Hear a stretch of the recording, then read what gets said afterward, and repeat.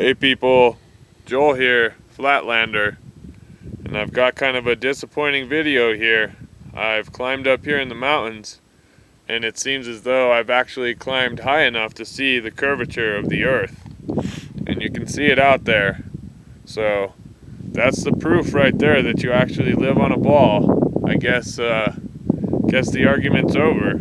I mean, from up here you can clearly see that curvature. But what's weird is if you change the angle, oh, it's not a ball anymore. Huh, that's strange. Well, the truth is that I'm actually using that fisheye lens. This is what they use in the NASA pictures. They just take a picture like this. Imagine if this was a picture, and then they add in some things in Photoshop and make it look like it's a satellite and tell you that that's a satellite or that's the ISS, but really it's just this fisheye lens.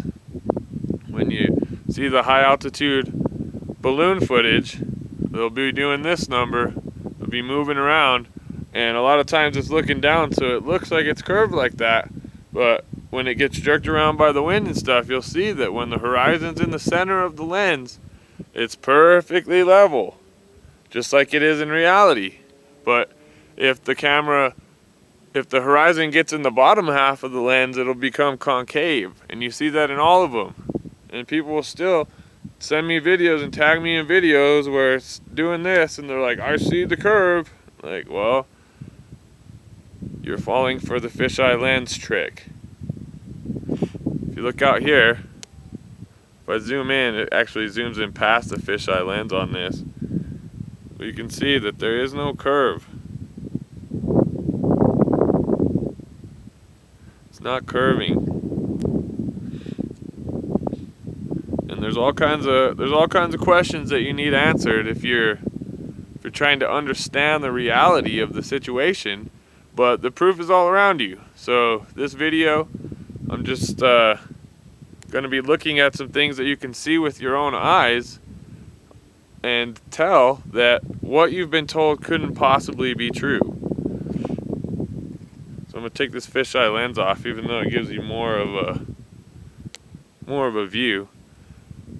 But this is the flat and level horizon that we're dealing with. No matter how high up you get, you're always going to have this level horizon. And that wouldn't be possible on a ball.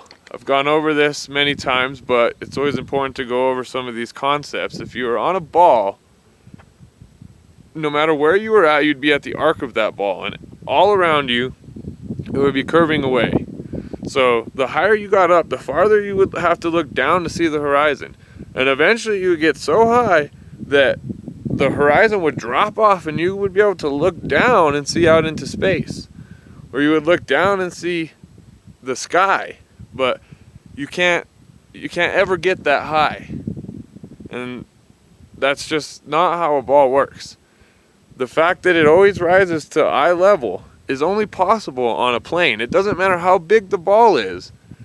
It's not going to be able to rise to your eye level because it's eventually going to curve away from you. It doesn't matter if you're talking something 100 times bigger than the earth, 1,000,000 times bigger than the earth, you would still be able to climb up and see the curvature. And you can't do that now from airplanes, not from high altitude weather balloons, not from anything.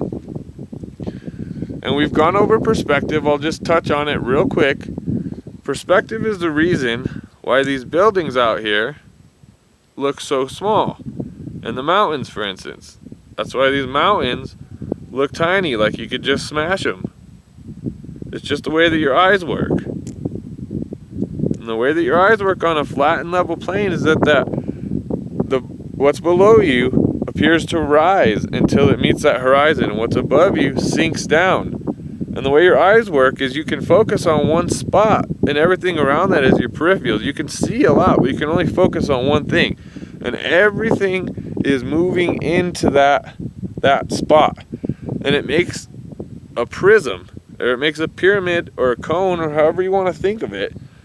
You can think of it in triangles. It's coming down here and it's coming up there. So you got a triangle like that, and you got another triangle coming from the side. So it's like a pyramid.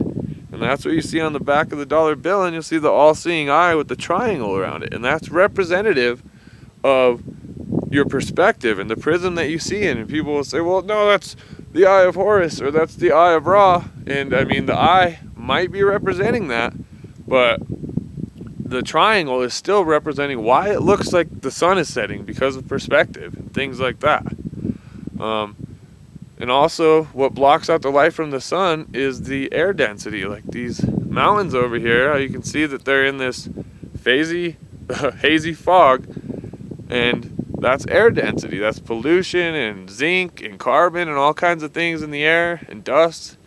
And then it makes it so the atmosphere itself is not transparent, and you can't just see for hundreds and hundreds of miles. I mean, perspective explains why you can't. And then the air density is what blocks out that light. But I've touched on those things before. It's just a little bit of a recap. I don't know if you'll be able to see it, but we got us an airplane flying around over here. And the airplane is proving that there is no gravity, and that the Earth is not spinning underneath the airplane. If the Earth was spinning, then that airplane would have a hell of a hard time flying and landing in general. The Earth is supposed to be moving 1,000 miles per hour, but you got these rocks that just teeter on the side of a cliff for thousands of years. Over here, you got these rocks just teetering there, and they've been there for who knows how long. If the Earth was moving, and they say it's moving 1,000 miles per hour at the equator, then those rocks wouldn't be able to stay there. I wouldn't be able to climb up here. I mean, thankfully the Earth isn't moving, because as I was trying to climb up here, I would have been pummeled with rocks. But thankfully that's not the case, and thankfully for those pilots as well, that they don't have to land on something that's moving at least 1,000 miles per hour. And that's just in our axis, that the spin on our axis that is supposed to cause night and day. Over here there's actually a helicopter flying in. See if I can get it here. Where'd it go? But if the Earth was spinning, a helicopter would just be able to take off and hover, and its destination would eventually spin around to it. I don't know if you can see it there.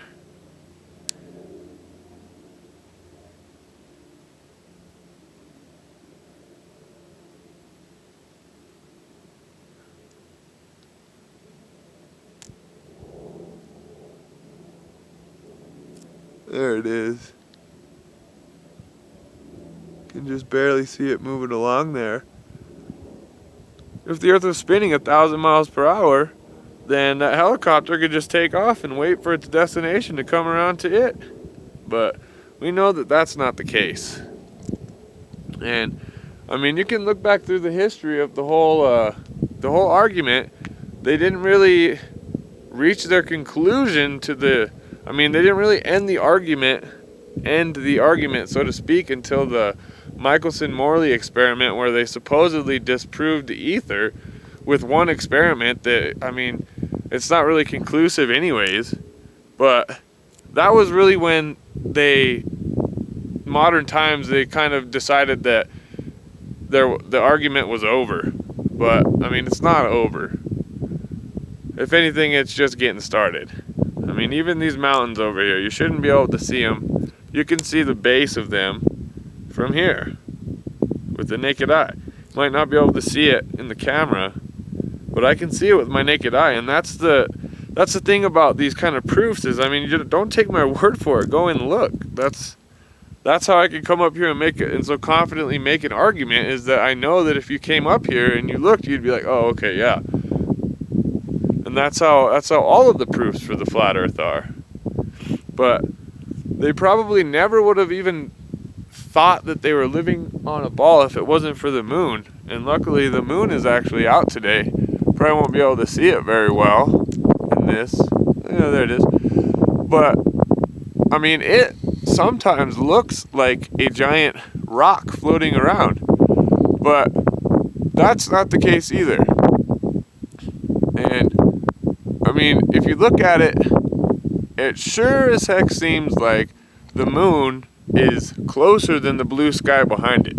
In other words, it looks like you're seeing blue sky through the moon, almost like it's transparent.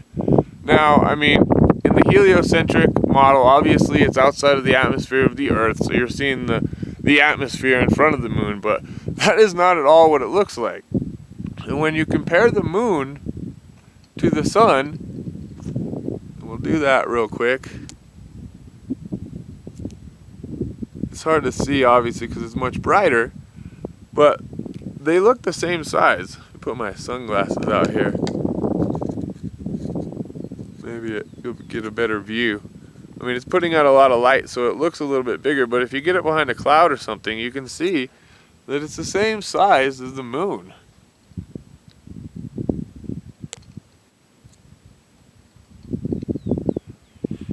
And they're both relatively close. I mean, comparatively speaking, when you're talking about 93 million miles away, I mean, that's absurd. When they first came up with the heliocentric model, it was like 3 million, and then over time they just kept changing it to fit their model.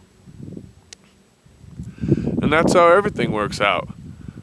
I mean, they just keep adding things to make their model work when it doesn't work. When you can say, you know, when things don't work, they just say all of a sudden, oh no, the orbits are ellipses, when you can prove that they couldn't possibly be orbiting in perfect circles because of the analemma, and that's the figure-8 pattern that the sun makes.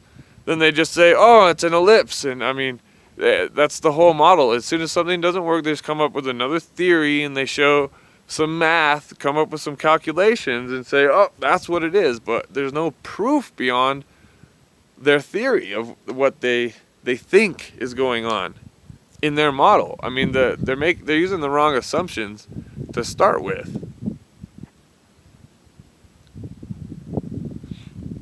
But the moon itself, I've gone over this in past videos, but they tell you that it's spinning around, but you always see the same face of it without a single degree of difference from anywhere on Earth. They say that there's that dark side of the moon, but if it was spinning, then at some point in human history we would see a different face of the moon, and that just isn't the case.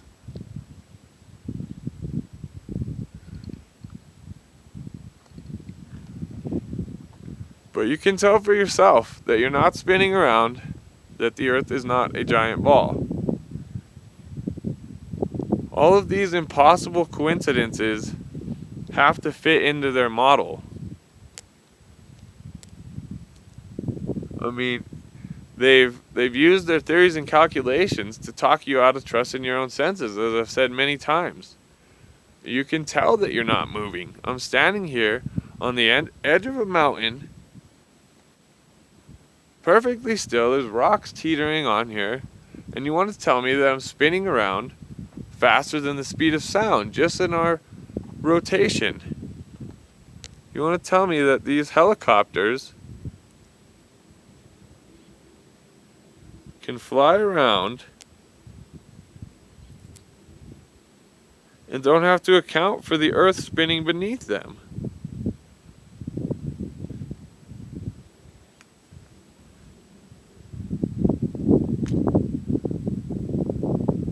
It's just ridiculous.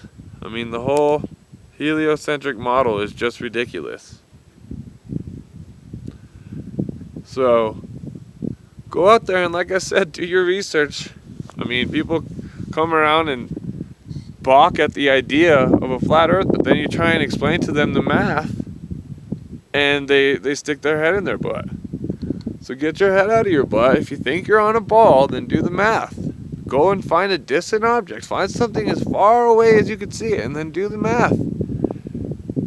It's not even difficult, especially since there are calculators that do it for you.